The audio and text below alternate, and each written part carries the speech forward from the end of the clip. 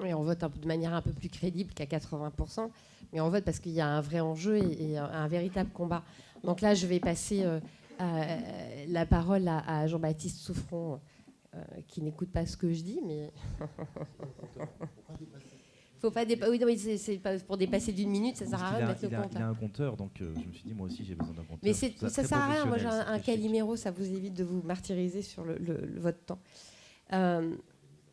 Sur la question de l'offre et de l'adéquation de l'offre, là, vous décrivez un combat qui est un combat réel qui a été gagné pour partie ou pas, le temps le dira.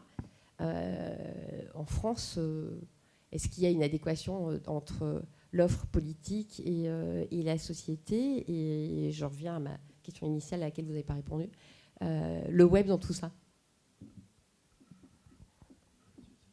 En 4 minutes.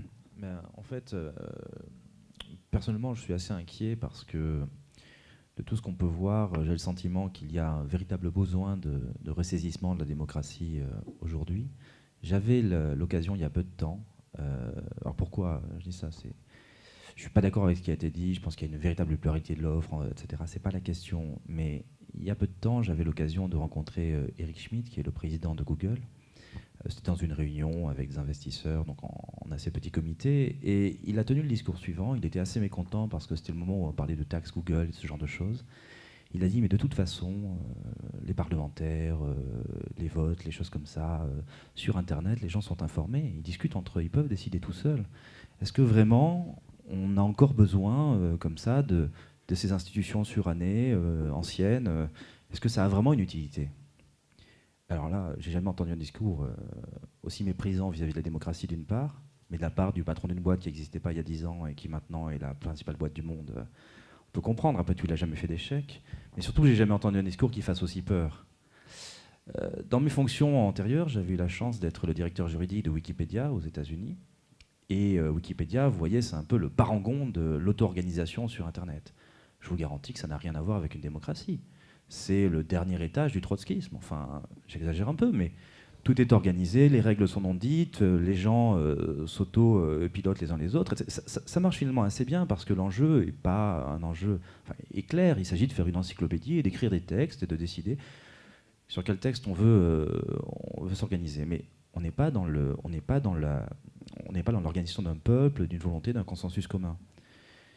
Et de la même façon, il y a peu de temps, je discutais, la SACEM vient de changer de directeur, et il y a un problème qui se pose vis-à-vis de la SACEM. Il y a un rapport qui vient de sortir aujourd'hui, qui s'appelle le rapport Mazars, et qui rappelle, voilà, la gestion collective, la SACEM, etc., c'est encore la meilleure façon de fonctionner. Par rapport à quoi? Par rapport à Apple, par rapport à Google, par rapport à d'autres, qui aimeraient bien prendre en charge la gestion comme ça des droits des artistes et des droits des auteurs. Alors, bon, il y a des gens qui disent, bah oui, mais enfin bon, peut-être qu'ils sont plus efficaces, ça coûte peut-être moins cher, c'est peut-être plus pratique.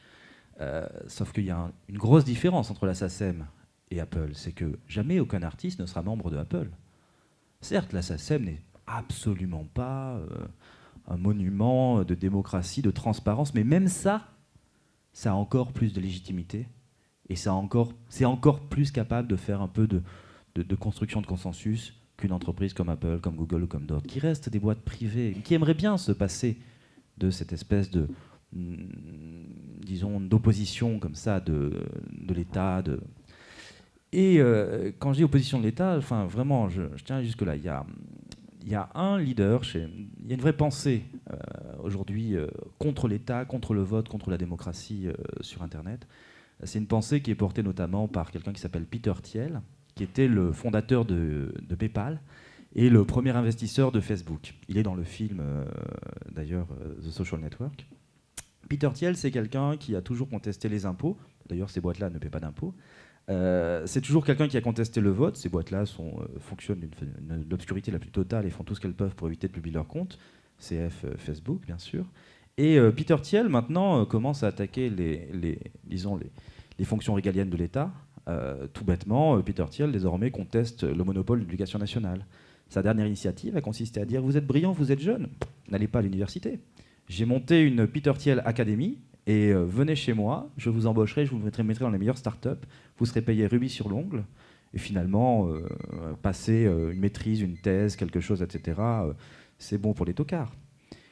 Il y a donc, si vous voulez, une espèce d'opposition profonde entre un un système qui se déploie et qui répond au quotidien des gens, parce que c'est les outils du quotidien pour les gens, en leur donnant l'impression d'une beaucoup plus grande efficacité sur le court terme, mais qui manque complètement toute la partie légitimité, consensus, construction d'une vie commune, qui là, pour le coup, est totalement absente de leur pensée. Donc du coup, pour conclure, si vous voulez, sur cette... Je pense qu'on va vers une République 2.0, c'est évident. Il y a un vrai besoin pour la République aujourd'hui de se remettre à niveau par rapport à ces attaques qui sont faites contre elle chaque jour et qui sont d'autant plus difficiles à parer qu'à mon avis, elles sont quand même assez sournoises.